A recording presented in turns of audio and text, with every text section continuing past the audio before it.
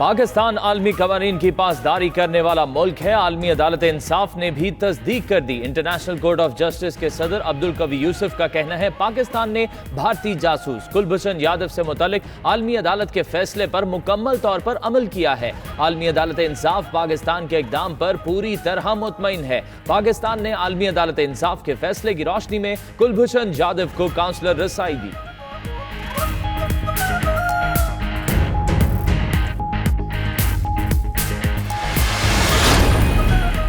अमरीकी सदर की मुश्किलात में इजाफा। अमरीकी ऐवान नुमाइंदगान ने डोनाल्ड ट्रंप के खिलाफ मवाख़ज़े की बाज़ाब्ता तहकीकात की करारदाद कसरत राय से मंजूर कर ली।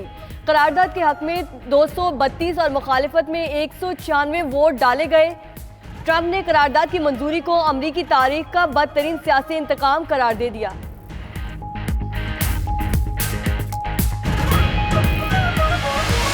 हुकूमत के खिलाफ अपोजिशन इत्तेहाद ने शहर इक़्तिदार में मैदान सजा लिया। फजलुर रहमान की ज़ेरे क़यादत आज़ादी मार्च का मरकजी कारवां जलसा गाह पहुँच गया। JUI सरबराह का शरका से खिताब। बिलावल भुट्टो की क़यादत में पीपल्स पार्टी के काफिले की भी जलसा गाह आमद। 3 काफिले असफंदियार वली, अमीर मकाम आफ्ताब शेरपाव की क़यादत में आए। खैबर पख्तूनख्वा से अकरम दुरानी का काफिला भी पहुँच गया। आज़ादी मार्च का बड़ा जलसा आज नमाज जुमा के बाद होगा।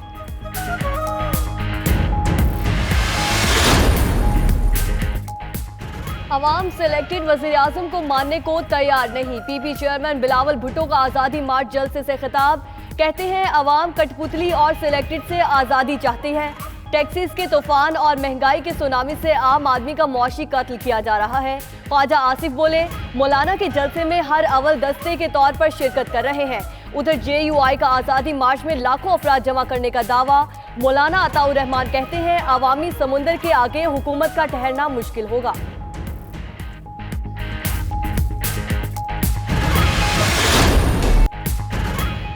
सानेहा तेजगाम एक्सप्रेस रेलवे पुलिस की इब्तदाई तहकीकात मुकम्मल। वाक़े की बुनियादी वजह गैस सिलेंडर का फटना करार। ट्रेन गार्ड मोहम्मद सईद की मुद्दत में नामालूम अफराद के खिलाफ मुकदमा दर्ज। हादसे का शिकार ट्रेन बाकी बोगियों और मुसाफिरों को लेकर लाहौर पहुंच गई। उधर वजीर आजम का वजीर रेलवे को टेलीफोन। शेख रशीद ने इब्तदाई रिपोर्ट से आगाह किया।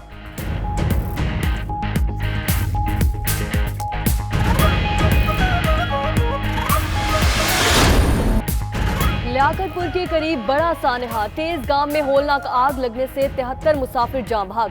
50 से ज्यादा जख्मी हो गए। बुरी तरह जल जाने पर बेशतर लाशें नाकाबिले शनाख्त। सिर्फ 15 लाशें शनाख्त होने पर वर्सा के हवाले की गईं। DNA टेस्ट के लिए 57 लाशों की रहीम यार खान मुंतकिली। तेजगाम ट्रेन हादसे में लापता अफराद की एक वीडियो भी सामने आ गई। 92 न्यूज़ जान भाग मुसाफिरों के वर्सा के गम में शरीक है।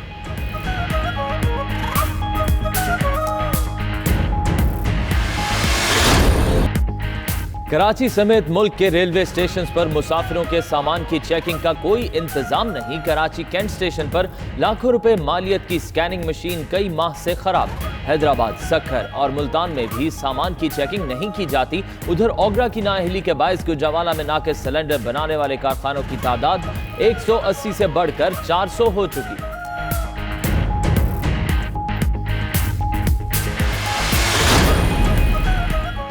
$5 करोड़ रुपए से ज्यादा की करप्शन में मुलविस मुलजिमों को जेल में C क्लास मिलेगी। सदर की मंजूरी से 8 नए ऑर्डिनेंस जारी।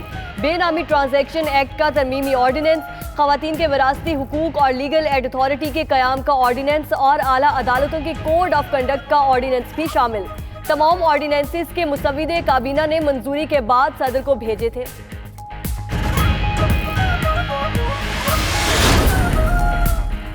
वज़ीर आज़म का मुआशरे के पिसे हुए तबकात को गुर्बत से निकालने का अज़्म। डूइंग बिजनेस नुमाइश के मौके पर खिताब में कहा हुकूमत ने मुआशी मुश्किलात के बावजूद एहसास प्रोग्राम शुरू किया। हुकूमत अपनी बेहतरीन टीम की वजह से इक्तसादी चैलेंजेस पर काबू पा रही है। आलमी बैंक के सरबराह का कहना था कि पाकिस्तान में कारोबारी आसानियां पैदा करने की रैंकिंग में बेहतरी आई है। बरामदात में इजाफा करने की जरूरत है।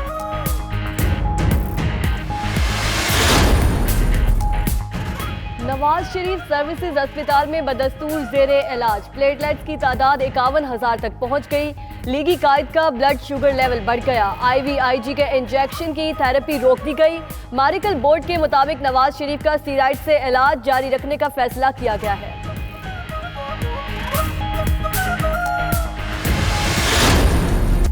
पेट्रोल की कीमत में 1 रुपया फी लीटर का इजाफा। हाई स्पीड डीजल 27 पैसे फी लीटर महंगा। वजारत खजाना ने नवंबर के लिए पेट्रोलियम मसनूआत की कीमतों का नोटिफिकेशन जारी कर दिया। लाइट डीजल ऑयल की कीमत में 6 रुपए 56 पैसे फी लीटर कमी। मिट्टी के तेल की कीमत में भी 2 रुपए 39 पैसे फी लीटर कमी की गई।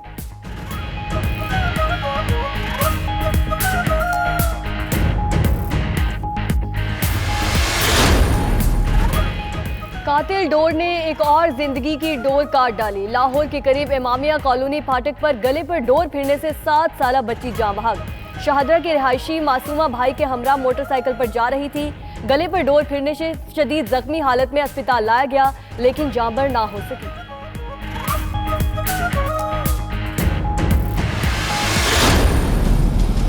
क्यार के बाद कराची वालों के लिए एक और तूफान का अलर्ट जारी। महकमा मौसमियात ने नए तूफान माहा की एडवाइजरी जारी कर दी। तूफान माहा ओमान और यमन की तरफ बढ़ रहा है।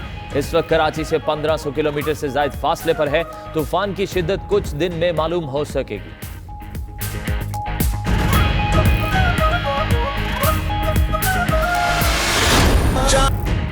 और माह रबीउल अव्वल की मुबारक सायतें। जश्न ईद मिलादुन नबी सल्लल्लाहु अलैहि वसल्लम को शायान शान मनाने के लिए मुल्क भर में तैयारियां जारी। फैसलाबाद में भी बाजारों में नालैन पाक, बैजीज और झंडों के स्टॉल सज गए। आशिकाने रसूल सल्लल्लाहु अलैहि वसल्लम अपनी इस्तात के मुताबिक खरीदारी में मसरूफ।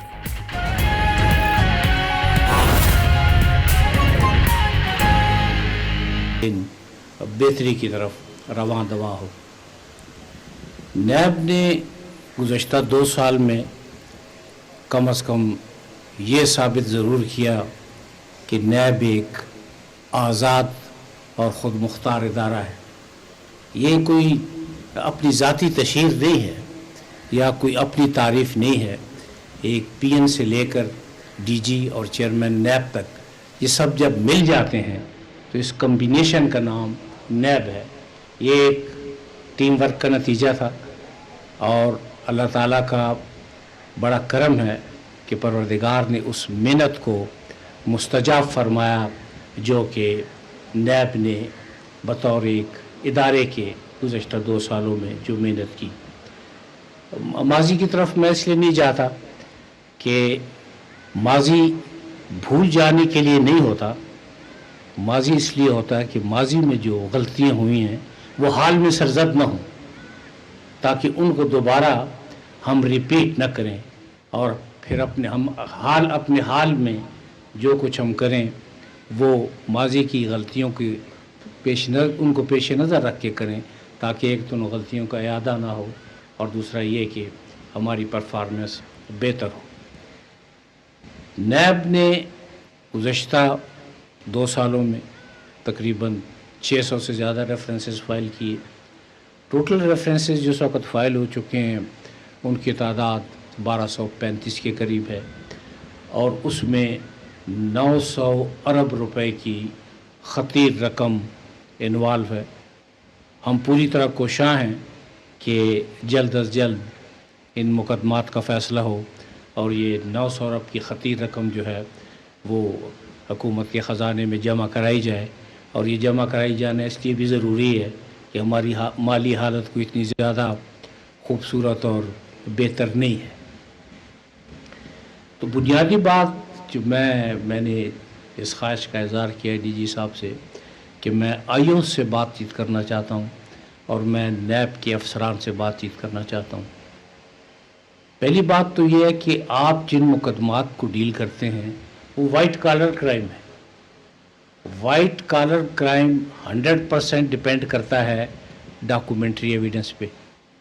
सिर्फ आपका काम उस डॉक्यूमेंट्री एविडेंस की सीक्वेंस वाइज कलेक्शन है और उसके बाद प्रॉपर तरीके से मुतलका जो प्रोसिक्यूटर हैं वो उस डॉक्यूमेंट्री एविडेंस को कोर्ट के सामने एग्जिबिट करा देते हैं और केस जो है वो तकरीबन 90% वो फाइनलाइज हो जाता है। ये बड़े शद्दोमत से कहा जाता है कि जी वो नैब ने तो मुकदमात को लॉजिकल एंड पे पहुंचा ही नहीं रही। मेरा ख्याल है कि शायद लॉजिकल एंड की मुझे दोबारा डिफ़ाइन करना पड़ेगा। नैब का लॉजिकल एंड उस वक़्त ख़त्म हो जाता है जब एक कंप्लेंट इंक्वायरी में, इंक्वायरी इन्वेस्टिगेशन में, इन्वेस्टिगेशन रेफरेंस में, और फिर रेफरेंस हम अदालत में फ़ाइल कर देते हैं। अदालत में रेफरेंस को फाइल करने के बाद